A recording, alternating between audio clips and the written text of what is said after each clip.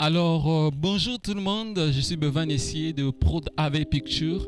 Bienvenue sur ma chaîne YouTube. Alors aujourd'hui, je vais vous parler d'un truc vraiment qui me tient à cœur.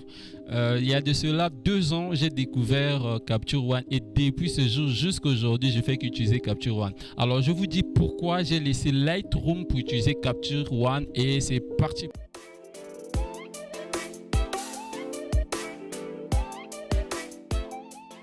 Alors, bienvenue sur la chaîne YouTube. Ceux qui ne sont pas abonnés, abonnez-vous sur la chaîne et tout, partagez la vidéo. Mettez vos commentaires dans la barre de description, dans les commentaires, j'allais dire.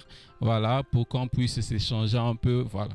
Et ici, je vous donne les raisons pour lesquelles j'ai quitté Lightroom pour vraiment utiliser Capture One et tout. Et la première des choses que j'ai remarqué, c'est que Capture One, Lightroom, c'est un logiciel vraiment rapidement, tu peux le craquer facilement parce qu'il vient avec la suite Adobe. Quand tu le télécharges, les cracks sont déjà là et tout. Et du coup, les gens, dès que tu commences dans la photographie, le premier truc qu'on te conseille, c'est Lightroom. Pourquoi? Parce que voilà, des cracks sont déjà là, les plugins sont déjà là. Il y a plein de tutos en français qui existent déjà sur YouTube et tout. Et du coup, c'est le premier truc que tu embrasses au fait. Mais tu sais pas qu'il y a des trucs qui font mieux que Lightroom. Par exemple, ce dont je te parle aujourd'hui, il s'agit de Capture One. Capture One, lui, il fait mieux que Lightroom en tout et pour tout. Et le premier point déjà et tout, c'est que Lightroom Capture One, en premier point, j'ai cité au moins plus de 7 points. Mais le premier point déjà, sachez que Capture One te permet de faire le traitement, l'importation plutôt de tes photos en un temps record. Tu vois, quand tu ouvres Lightroom pour importer tes photos, ça te prend une éternité. Tu peux attendre, je sais pas, pendant 30 minutes en train de d'importer 300 photos. Tandis que Capture One, c'est en un clic, tu mets le truc, ça te charge le truc en moins de 10 minutes, tu vois. Le truc est déjà là et tout, et tu commences à travailler. Et je te rassure déjà que Capture One, essaie de le voir. Il y a une version gratuite que tu peux télécharger. Mais aussi j'ai des cracks, je mettrai un lien et tout pour que tu puisses télécharger la version déjà craquée, que toi-même tu craques. Et je ferai aussi une autre vidéo pour montrer comment optimiser un peu Capture One, comment l'installer et tout. Sinon c'est un truc facile. Écoute, si tu as un débutant en photo, ne va pas embrasser Lightroom. Commence avec Capture One, tu verras que c'est un truc très simple et tout. Le deuxième point, c'est la personnalisation de l'espace de travail.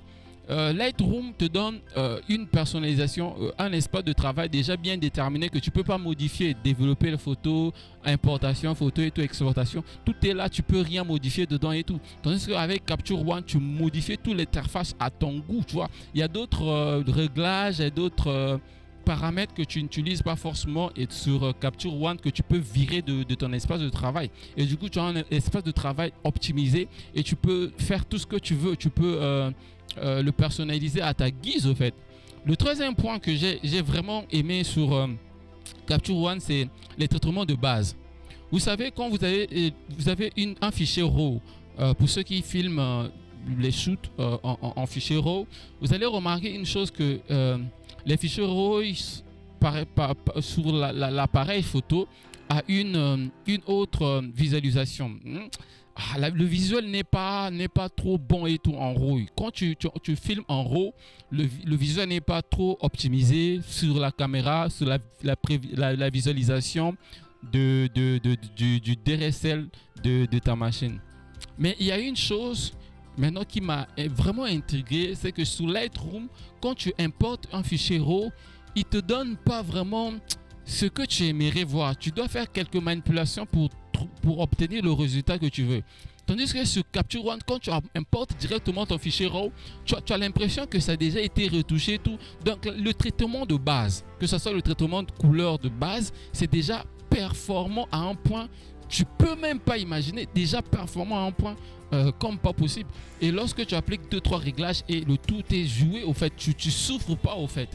Donc il y a un traitement de base que le logiciel fait déjà quand tu importes une photo, une prévisualisation en quelque sorte.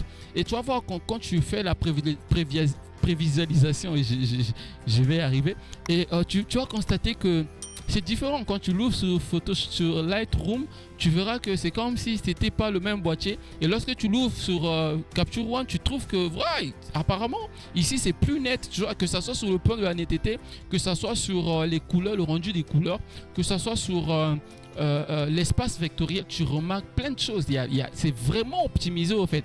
Le logiciel, le fichier RAW est vraiment optimisé pour dans Capture One. Et c'est aussi le logiciel recommandé, tu vois, recommandé par ces fabricants là de Sony, de Nikon et même Fujifilm et tout. C'est le logiciel recommandé. Capture One est le logiciel recommandé et tout. C'est pour cela qu'il traite mieux les fichiers RAW par rapport à Lightroom et tout. Et tu vois l'édition des couleurs. Alors le truc le quatrième point, c'est l'édition de couleurs. Capture One a une capacité d'éditer de couleurs de façon, je dirais, une précision que tu n'as pas idée.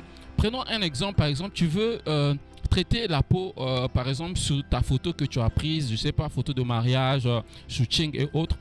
Tu verras qu'avec Lightroom, quand tu essaies de sélectionner une peau et que tu veux juste modifier la couleur de la peau, et la modification que tu fais impacte parfois les yeux, impacte les cheveux. Tu verras d'autres photos, là, on fait la photo et on fait le traitement. Après, tu verras les cheveux de la personne sont bleus et tout, parce que l'effet bleuté que tu as voulu mettre sur ta photo et tout est rentré juste dans les cheveux, rentré dans les yeux sont devenus bleus et tout. Et du coup, tout ça, c'est pourquoi? Parce que le traitement photo sur Lightroom n'est pas optimisé. Ce problème-là, vous l'aurez jamais sur Capture One. Quand tu sélectionnes une couleur et tu veux travailler sur une seule couleur, tu verras le truc est tellement performant que ça touche uniquement cette couleur là et ça touche pas les autres couleurs, que ça soit même la netteté. Quand tu mets la netteté sur une image avec Lightroom, tu verras que si tu as une veste par exemple bleu clair, tu verras qu'il y aura des taches noires sur ta veste et tout. Ceux qui savent le savent, ça c'est Lightroom qui fait ça. Mais Capture One par contre, tu peux ajouter la netteté jusqu'à ce que toi-même tu dis là j'ai abusé au fait. Ça n'entre pas sur, ça modifie pas les couleurs de ton habit et tout est nickel. Et il y a autre chose que j'aimerais souligner ici sur le cinquième point, pourquoi j'ai laissé Lightroom pour Capture One, c'est que Capture One en vrai est un logiciel complet. Bon, pas complet du genre complet, mais c'est un logiciel qui a plusieurs options de Photoshop déjà intégrées. Donc, avec Capture One, tu n'as même pas besoin de traiter sur Premiere Pro et plutôt sur Capture One, puis partir sur Photoshop. Bien que tu peux le faire directement en un clic, mais tu n'en as pas besoin en fait, parce que tu peux créer tes calques. Vous voyez les calques d'effets, les calques que nous créons sur Photoshop et tout. Sur Capture One, tu le fais. Je sais bien que Lightroom vient de l'ajouter récemment et tout, mais sauf que c'est pas aussi performant que Capture One. Capture One, tu peux mettre plusieurs luttes sur une seule photo, plusieurs luttes et sur des calques, sur plusieurs calques. Et c'est comme si tu utilisais la flexibilité de Photoshop, mais tu l'as sur Lightroom. Donc Capture One, c'est un peu le combiné de Lightroom et Photoshop. Voyez-vous? Voilà. Imagine un logiciel qui te combine Photoshop et Lightroom. C'est le meilleur logiciel. Pourquoi vous attendez pour le télécharger? Au fait, je fais pas une promotion de Capture One et je suis pas payé pour Capture One, mais dans cette chaîne, c'est de partager des astuces, plutôt des découvertes et tout. Et là, c'est un truc que j'utilise depuis 2 ans. Imaginez un peu, depuis 2 ans, j'utilise Capture One. Imaginez un peu et tout. C'est vraiment un truc de dingue. Et je vous rassure déjà que Capture One a été optimisé pour nos appareils que nous utilisons, le Canon qui vient d'être optimisé pour Capture One il n'y a pas longtemps, les Fujifilm, les Sony et tous les Nikon depuis longtemps. En fait, ces fabricants et ces marques là recommandées pour le traitement de RAW, pour les traitements avoir une grande plage dynamique, il fallait utiliser Capture One parce que tu as l'impression que tu as filmé en 10 bits au fait, tu as shooté en 10 bits, tandis que tu as shooté en 8 bits, mais tu as un résultat du genre que tu avais shooté en 10 bits parce que tu es en train de modifier la plage dynamique et tu as une grande flexibilité à modifier l'image Photoshop plutôt avec Lightroom, dès que tu sais de monter un peu des gains, de monter un peu la saturation, ça crame toute l'image. Lorsque tu essaies de monter un peu l'exposition, ça crame déjà l'image. Tandis que sur Capture One, lorsque tu montes et tout, tu as toujours cette flexibilité là. Et voilà, ça crame pas et tout. Et le dernier point que j'aimerais, c'est le shoot connecté. Les shoots connectés, c'est quoi? Tu savez, quand vous filmez en studio, vous avez besoin de montrer les images, les retours à votre client. Et avec Capture One, avec Lightroom aussi, vous pouvez le faire. Mais sauf que ce n'est pas opérationnel, ce n'est pas optimisé. Avec Capture One, tu fais tes photos, les photos sont enregistrées directement sur ton ordinateur et tu as le retour, le client aussi a le retour. Voilà, les gens me diront que ouais, tu peux montrer ton retour avec ton DRS7, tu tournes l'appareil, tu montres au client, voilà. Voilà, tu fais la photo, après il montre au client. Tu vois, en studio, tu montres au client. C'est petit, le client ne peut même pas apprécier voilà le truc. Or, si c'est sur ordinateur, tu fais, ça apparaît sur l'ordinateur, le client voit le résultat direct. Tu peux même faire la simulation de traitement et tu montres la simulation de traitement au client. Imaginez un peu le niveau de dinguerie. Et sur Photoshop, sur Lightroom, vous pouvez le faire, mais c'est pas optimisé. Pourquoi je dis c'est pas optimisé? C'est que ça bug à n'importe quel moment. Il faut débrancher l'appareil et il faut reconnecter l'appareil. Après, il faut relancer Lightroom et tout. Ça te perd en temps et en efficacité et tu parais moins sérieux devant le client. Or, avec Lightroom, c'est rapide. C'est comme si tu utilisais, c'est comme si c'était fluide, quoi. C'était natif, au fait. C'était fait pour ça, au fait. Et quand vous voyez même le nom Capture One, le but à la base, c'était ça, au fait. Tu fais la photo et tu as le retour sur ton écran. Est-ce que tu vois? Tu peux montrer le retour directement en grand format sur un écran externe que tu places, je sais pas, sur ton studio ou encore sur ton ordinateur. Et c'est fluide et tout. Et Capture One a été fait pour ça. Et je vous dirais que depuis que j'ai commencé à utiliser Capture One, et je fais des traitements un peu plus poussés. Et si vous voulez voir vraiment un tuto sur lequel je travaille sur Capture One, je mettrai le lien là, le lien va apparaître là. Et regardez ce tutoriel là, vous voyez comment j'utilise, je traite une photo et tout. Et là, je pars.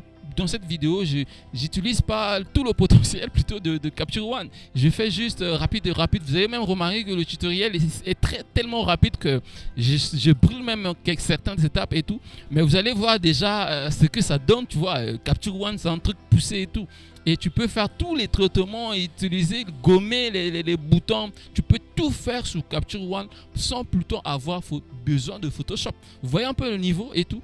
Donc, je vous conseille, je vous recommande et tout d'utiliser Capture One parce que moi, quand j'ai commencé à l'utiliser et tout, c'était je me sentais à l'aise dedans. Je pouvais modifier l'interface comme je veux, l'espace de travail comme je veux, personnaliser. Il y a tellement trop de réglages. Il y a d'autres réglages que j'utilise même pas. Je les supprime et je crée mon propre espace de travail avec les réglages que je suis habitué à utiliser et je les mets là à ma portée. En un clic, je les ai et tout. Et la possibilité aussi de créer des raccourcis, tu vois, de changer, de paramétrer des raccourcis et tout pour être plus optimal, plus opérationnel, plus rapide et fluide et tout. Et du coup, les gars, Photoshop, si vous voulez combiner Photoshop et Lightroom, vous perdez un peu de temps. Vous traitez sur Lightroom, après vous partez affiner sur Photoshop. Ouais, ça se fait et tout. Mais avec Capture One, pas besoin de partir sur Photoshop. Si tu veux peut-être aller sur Photoshop, c'est peut-être pour faire la fréquence de séparation.